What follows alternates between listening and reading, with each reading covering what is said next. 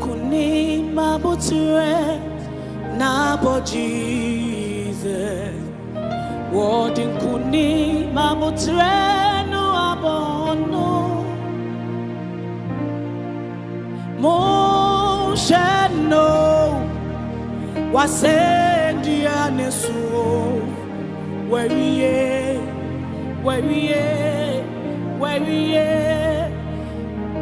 oh moshano wasend on the soul where we wording kuni maboture na bo Jesus wording kuni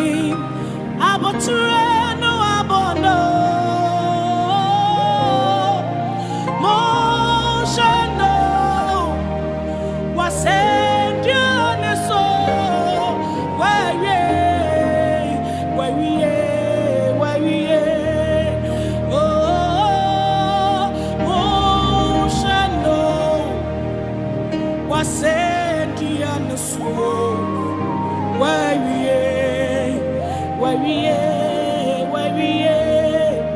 oh moshano wasend on the soul where we oh moshano wasend on the soul where we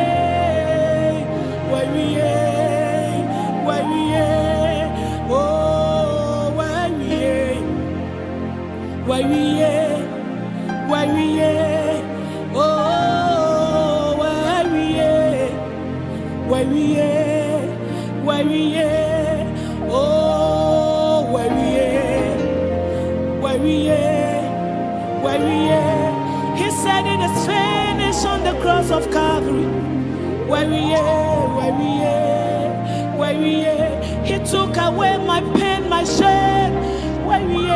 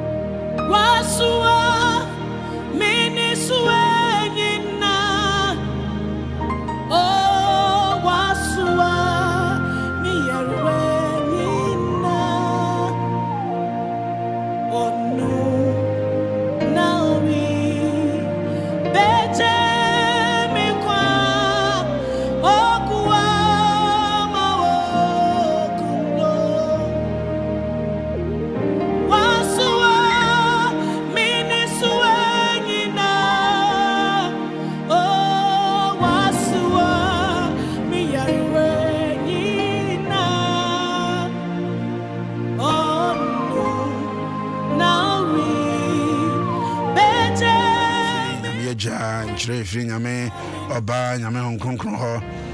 and I day Maho, Jana Henny, and Ahengua,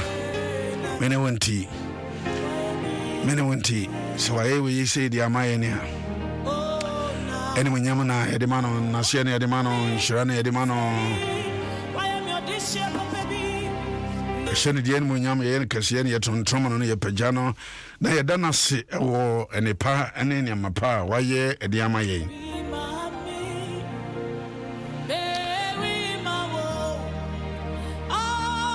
To my him when any much my dear Nabusia, a brasswa, a dewo, a chair, a brasswa, a newo, a tissue.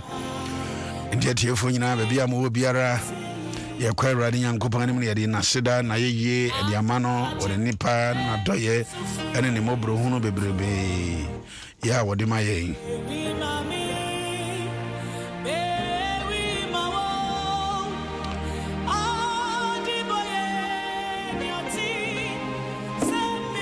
Eradin Kayas anyway, Nankayas anyway, yeah, and some fata, yeah, Nankaya de Bonyafo.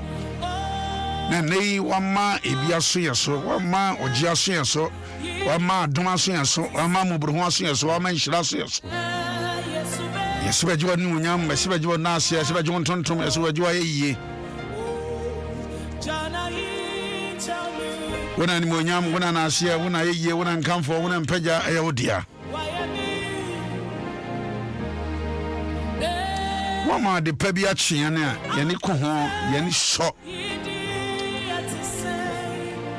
When I say, when I tear, Ghana ha, Amanone, Rade, Yasia was it. Selby Woman, Ubegina Yafem. Yanaka se efata. Nanso wa urade Nyankopon uja wahini no wahinwa ho. Wahini ene wahinwa ho. Enawo eba asase a boni gumu. Wiase aboni wom.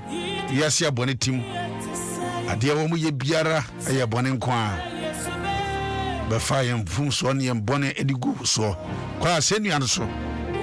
Eko wiye. Ede mame. Odobeni.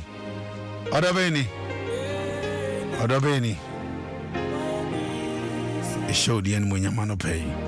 It was your pay. And I Uriah crown, Uriah showed the end when Uriah Pajao. A giant Nidia show and so. A show one echo one eba. A show of fry a quisuku. One I can't walk it da. One swear bar. One swear call. A jawbia show and sa. A show riding young coupon. Bosumia Busumi.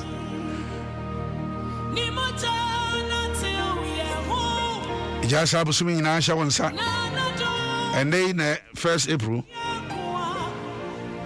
I trouble soon. 1st April. Yagura is an ankasum.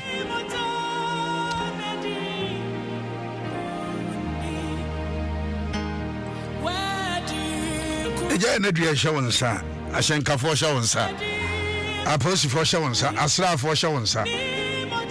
radio omoko na wo mo ban nyina hwewon so na bo ho ban wona akwana abadie nyina no onsa no ho de nya kase e wo so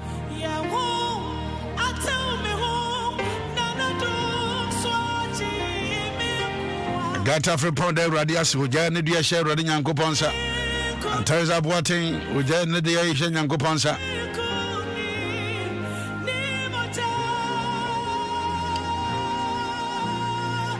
Therefore, in Nigeria, Yankopon, Yari Hosha so, yes, slow. What in Kunim? Ten Bonyam count, Nancy and count. What the Adiamaye? Mujana Ohre, Huatia one. Yan Nancy and firing in Adom. Baby a veteran, baby a beco, a shame a veteran, when I never view him, when I'm a nam poso, when I'm a massacre. Erade ye be ma ya bobra ye na bi be sikro die mu de manom pare ye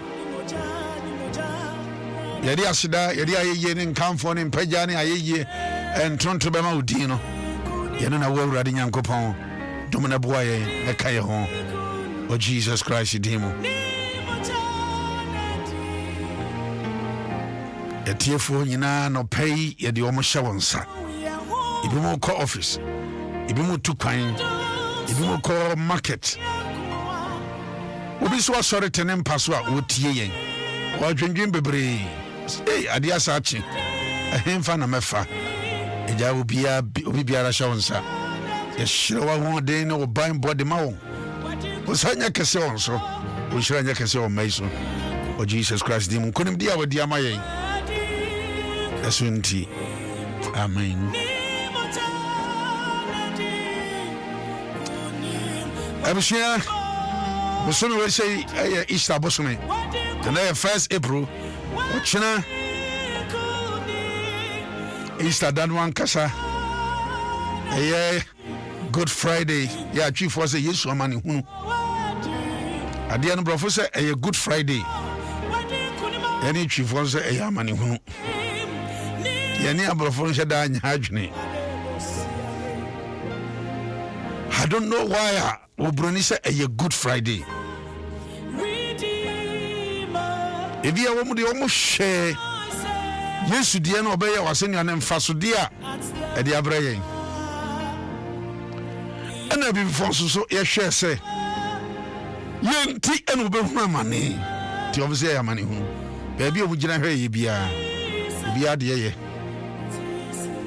ihian se de wo mu ye befa ye de aye adwuma Mama Krista osai mensa kwa ko me ba cho me moachi ya ja so so ho ye pa ya me adom ane mo pai bom adom ni muburu ho ya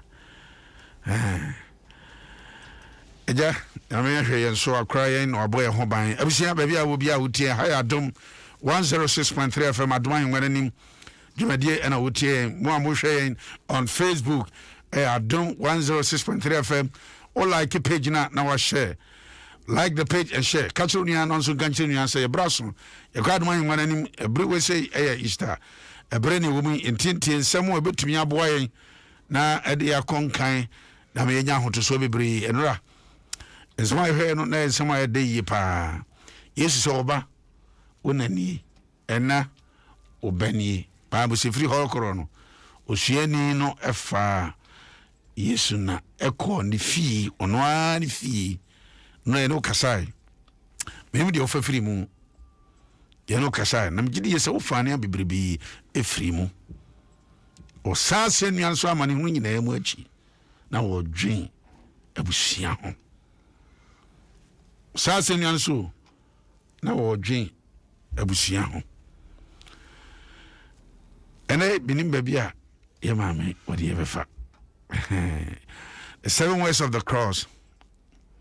and the 7 ways on the cross is some man kuma and so on was in so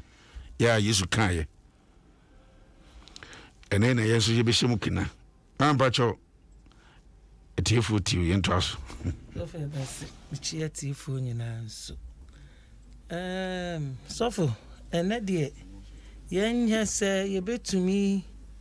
ahwe mienu ya ahwese ye betumi aka mienu yi ede abumua se Ewrade ema ye kwan a ye ahwese ye betumi aka mienu yi ede abumu na ensem no emu yedu ankasa Matthew chapter 26 verse 46 no. Matthew chapter 26 verse 46 Matthew sempa what's he say Matthew chapter 27 verse 46 27:46 27:46 Matthew sempa etia ya du no enson enchemu aduane nsia menkan etwi no Matthew sempa na ebeye se no miensa no se no na menkan aduane nsia mboa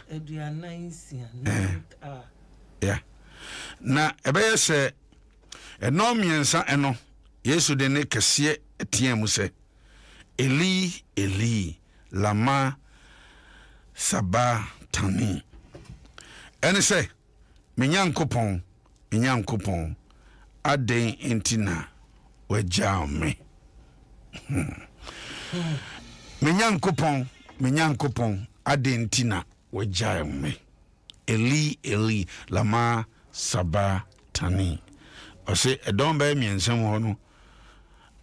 no miensem ho no na Yesu ne ni kase etiem kan asasem Mama Krista apa unse me hwe wani na so hwe me pa de ntia me hwe woni se Yesu se asem ni Yesu oban na wonim dia obayi unse efiri starting no na owo pain mu or can forgiveness ho asem afi wo beka semede wo ko paradise afi wo baaye ebe share say responsibilities enso so afi na eben na afi ne bota yanka so de baaye no na eben enti no sa bre no na akaka krebi ama enkwaje asem nti a wo baaye no edu enti no o se Ewrade adena wa pa me at that moment because na or what bia na oba besesa agi afiri boni mu ti jamboni ni yamumu yo nyina e egu no so ekugu no so ne sa ni ntino onyame ni munyamo bo Yesu at that time Bible say ya yeboni na onyankopon ni munyam aboy enti enam se wo soa ye ne soa esoa ye haw esoa ye boni esoa ye mumu yo ntino at that moment I no sense nuane so na onyame ayi nani onhwe boni saa onhwe boni ajenkwa no yi wiase boni oyi wiase boni moment no na ni nyina be soa no enti ose odi enetiemu he has a voice odi netiemu voice she a true sabra boni nyina bunkam wo na uniema nyina ye basa na wuni mawrade a otiem Yesu tiem oboni minimu tiem etiem osone soa mane papa nyina ene so asono onsuya tiem fransa de asumi suya me na agya na yi nani because na oso wiase boni the burden of sin na nemi bisa wo say edie no watie say wo sen asemia ne so na me ne wo boni nti no onyankopon ani monyamo abono na onyame ntumi hwe ne ba ode ne ba ye say o mewunye yam edie na odofo wo ya afam Roman 4 ngoma no verse chapter 10 8 9 10 echo no say but what said it the word is near you semna ben asemno aben enti no what day wano ebe pemu aka say Yesu ne awrade eni awrade a na wa frɛ no sɛ wo metena wa koma mu a emprempre mu ye obejiw wunti ene obewu ye unti ene jana ne ntemote a wo san so no se awurade na den na wa pa mi na ye me ne wo boni nti enti ye ntumi masa ade na Yesu abeye no enye kwa se wantumi ampemu anka woboni amfa wurade amfa Yesu Kristo sa wo kra agye nkwa na wa masasam na wo kan ye no wa manaye kwa mfaso amaso ebre ninie enye chena enye chenachi enye anwumre anopei ebre no eni ebre no awiedu se wo boni a esoa Yesu ema onyame yi nani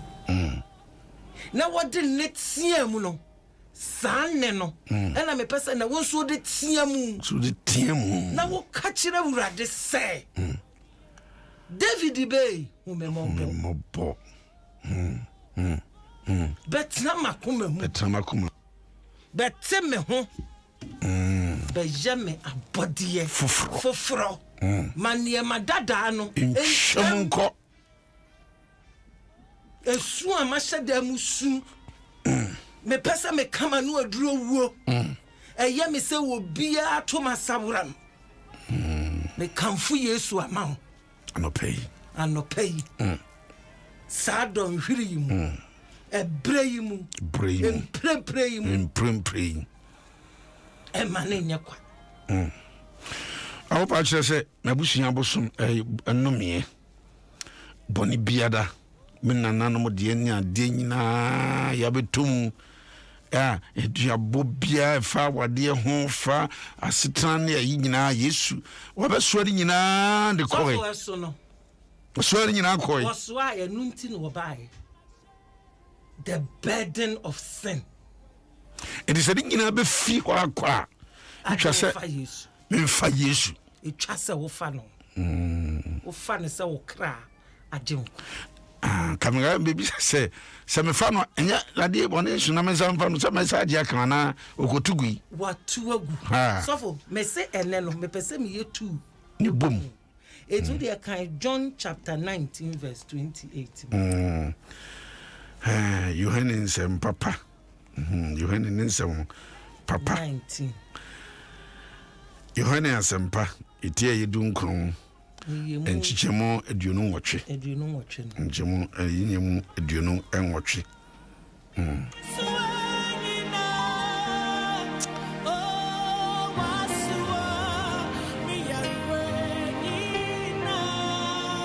Yohane ensempa itraye edu enkronchemu aduonu nwotwe so ye achiri a Yesu ehunu se wanya wie enema nyina no sɛdeɛ ɛbɛyɛ na twerɛsɛm no aba mu no nti ɔkan sɛ osukom ɛdeme. Hallelujah. Amen. Sofo hwɛ sɛ Matthew hɔ no ɛne Mark hɔ no abra wasoa yɛ ne soa nyinaa Matthew and John asoa yɛ ne soa nyinaa asoa ni nyinaa no biribia wani ba akokora mfirim ama eja no ayine esanse na eja wo chiribo won hwebone na wayine ni no afiri ho no na wo ba John 19:28 na osi sukom edem unse twi no ena e ka ne sukom dem brofo na say I test Brofo no was say I test. So succumb edeme. Na obi bebi say ensuo. You see, Yesu na ebre no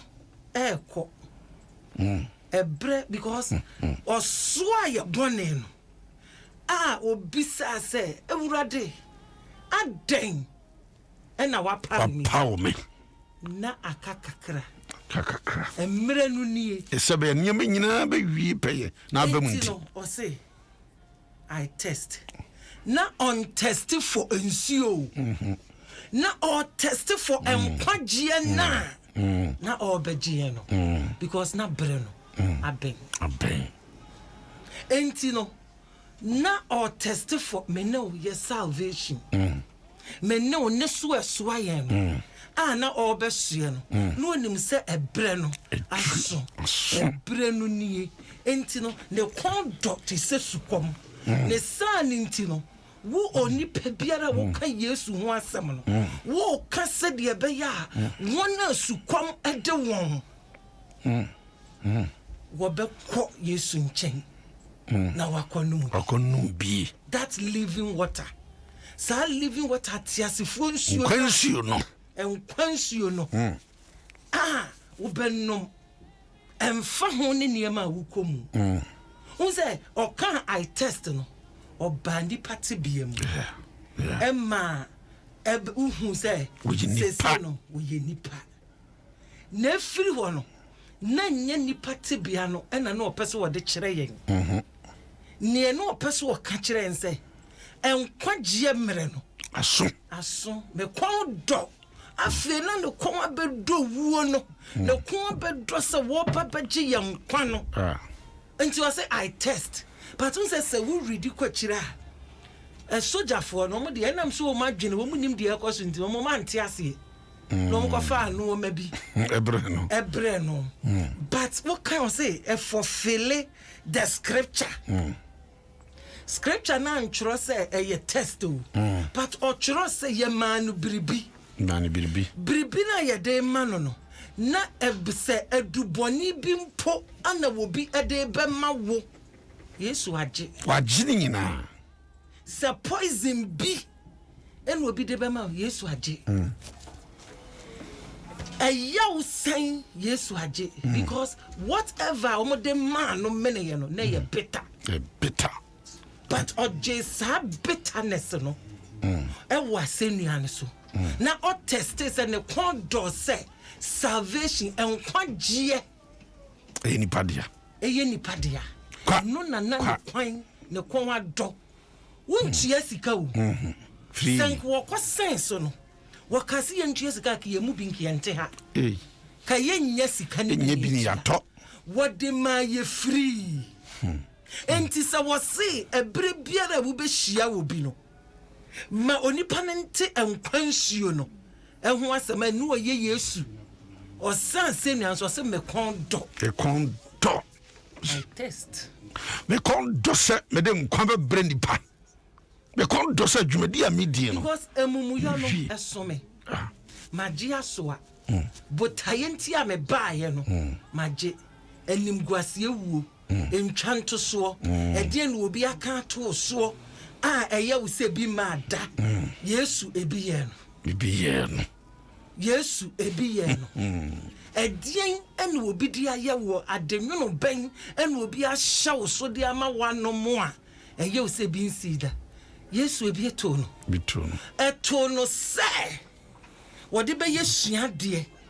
ede ama say after the bitterness, after whatever you go through as a person no so ufewuradia sanye mano eye jinjan de ma wan shaya kayaka de ye de je no ebe chi no wo Gethsemane ema Peter twitwa bi maso ema Judas did the kiss no mind betrayal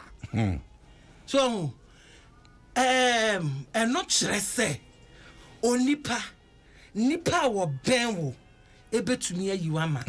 but enya no na wasa wo hwe e wasa wo hwe Yesu na no sense no wakasa me kondo fa hudie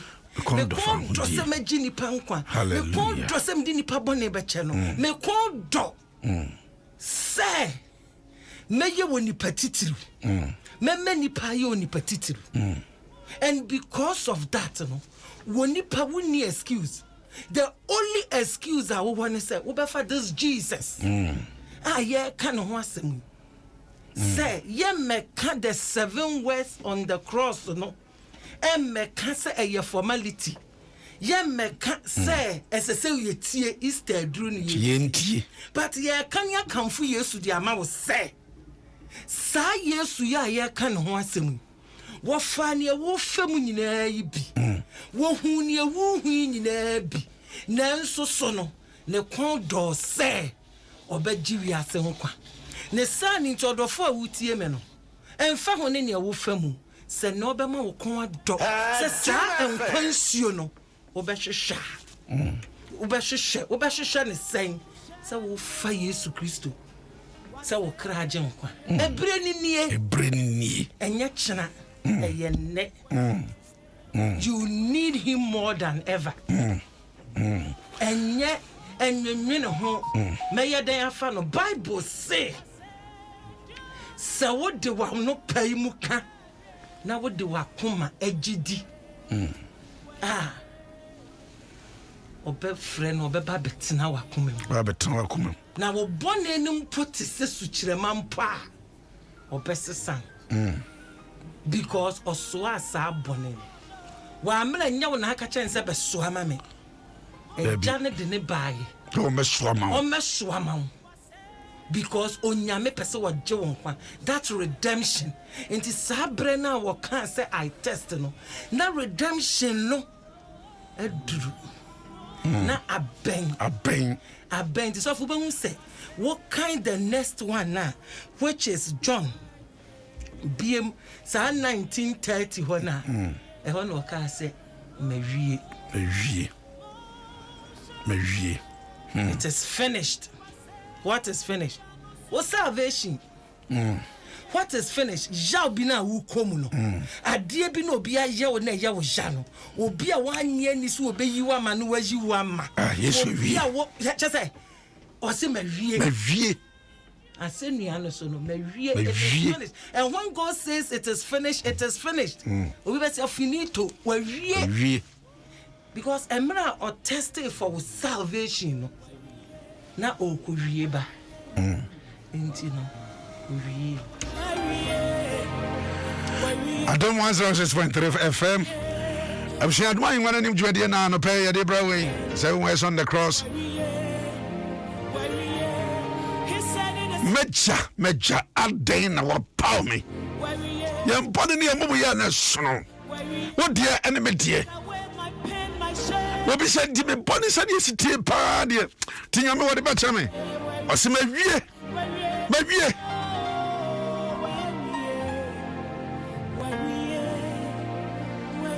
o se ma wie kwaje ma wie ayar sama wie bra na ba je no kwa won tontia hey free wobi kachira se enkwaje ye to kachira se Yesu anton diento yemu ye de akoma na gidi e de no apɛ mu aka konkwanchi mu ye de ti do ba sansani ala so wobi sima ya boni ande de ye edron edos ntinya de betu ansama dwende medemu a de akɔ abisham se etisai kura no oh brana nche o se boni ti se damana ma hai kura no ba khoro na mai ai se suchire ma ti san krawo kura no amana yi ti udwan hunwi fita so fuaji hoye Yesu adaromo o se Eli lama sabatani meja aden inti na wapaw me na wajame ho ewi akire no se mawi so for say ye bebo obi ma na okodi akokodro sem se obeje ma na manipa kora osofwe se uti ye bo obi ma na se e ma no meje amanipa koro ye babu no ye be panish obi uzo me modie ni ampesa modie ni bia ye mfa wani mu ferie ye mfa wani mu ferie say you enti ye tiso because obi na nke de be ye no e na wo se ugire mu ama no enti mfa wo ni wani mu nyam enti Yesu amane obehunu ye ni nyina obehu ma ye na sese ke ye hunu sa amane ye no ena be man ebegina mu ma ye na asembia ye kan ye se entafo mienu bia omo sepa te se woni onu ata we de no mu nyina ye mema what you say omu nyina ye mema no very identical ena ba ko krono ya kan o se wontie ena ogusua ni nua no nso mpenu ho asem ena dako okoye na we de o twen sekai ekum nipa na ofa ne nema enti dwiloye no dimirika be wura afie bim na nkrofo hu se ho no ogura aye se owura ho no a ne other twin brother na ehho e wa no fa ne twin brother na tare no wuro na tare na moja gum no edi gu ni brother no so no owura fa empoma no okoye enti grofo no wura afie wa ye afie wura busa asa de ye obi abekum obi awia ne nema na wawura afie ha o se a de ahankwa na boys mi enu che ba omo de enim se bibia ye bi epono no na atana a ompe no wasem wa da deep but na moja atade no so nti omo se wa pretend na omo so no mu ebo bo no a na ye de nkoma apolisifo ye de no court enti ekoba se ye di asem no ye bua no kumfo se ye mfa no nkonko hangi no enti ye kwa hangi no se papa jaji me wasem ba akuka no se kasa no se masem a me woka ne se me twere lete mu mfa nkoma minua no no mde lete no koma ni nua na asem ewom ne se minua minim se sabria won saka lete me mawu dada ye kumi dada ne wu a mi wei enya mia me boni nti na wu na kaisa wo na wo ye boni no nanso me ntimi nyi uma enti me wu ama wo enti fa me matade no a moja nim no if you say me ma fa watade no amuja wo nyanna 1 Peter 2:24 no say ono an wo so aye bone e wo ne honam di kodua no so ono an so aye ono an so aye se we ma ye ne bone aye ye ntrase matene no no no de ne man tampia asaya de enti ni Yesu abeyama yesi an take advantage ni enya bone fafiri e wo mu a ene dachi e wa sembi bon asambon po ala Krista so fa jedi abegu ha bon tofa mesima maye the tofa ye bo an se yembone yenyarewa enada ahokyere eniya eni ntwanto so Yesu soa ni nyina wasenya odofo awutie yen ebia na wunimu Yesu enti wonu ma no waso a nanso wo ma mfa so de ma so ti da so son eye wo se nkomu bu bra na wonhye wo e kanfo Yesu ama wo ebre ni nie said the Romans chapter 8 and 10 no chapter 10 8 verse 8 to 10 say but what said it the word is near you so na ben and kwaji semia na de ama wo papa nti sa no pay wo be fa Yesu Kristo sa wo kraje nkwa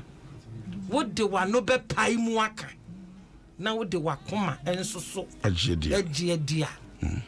obeba betina wa koma mu na wa je wo abode foforo na ama wo bone na obeso aye ema ne ka se mawie no awie peye e wo wa brabom nti odofo awutie ena no pe bia wo bia no se won fa Yesu a me bukade me kan edi machi se radi Yesu ena no pe mate wasem me srawo se bet na makoma mu te me ho na ye me pepepe na wuwu a wubewu ye no enya mfaso de emfa mame me da wase adom nti amen wa wo boss wo kan sa asemu gitum na gidi se Yesu abetena wakoma mu wa ye wabode foforo woni e madada nyinara atwam behold wo ye onyankopon ma wo su ni bomu edi ade ne sani nti no pebe bia o mo ye Bible based church ne fa wo kodom na o mo nkyerɛkyerɛ onyame asem na nyini ewo onyame asem sɛ de be ya betimi afa na asem no na wanantimu awusia nyame ya adom ne de duru hase na no ne ya ka kyerɛ sɛ de wotie nyina no masomra mfaso ma so beba mfaso an sɛ ba hu sɛ Yesu adeso ne wo ha ne amane nyina de wusu ha hai na obisa ho sɛ busua be na beto hu anomia ne kontonchi nasefo nyina no ujama Yesu Kristo na woton safra no ankwaje be odi free of charge nyame ka ho edadua na wotina ne mu nkyerɛ wo wana beboa ya aboafo ma na yeti nyamesem papa pasofo agye Emmanuel kofika ho ena ye maame Krista osai mensa tie adwumi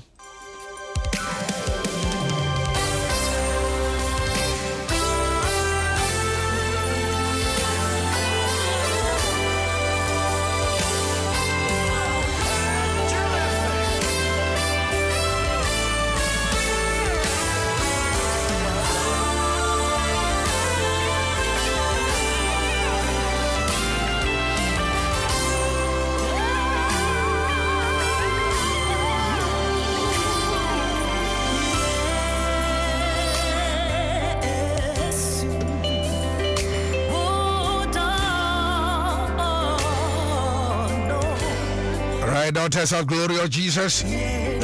unyanti ho babia afidie so na bete no daughters Yesu wodo na wode gu wode do ye no wodo wode ma ye no nti kwa se nyan so na wudi je ye no abusia Daughters of Glory of Jesus see emudu Mende Ofori-Atta ya tema bishop ya usu ansa nyame nka no ntene mkyerɛ wo same nyame nhyira papa we sɔre na kwasi asɛmpa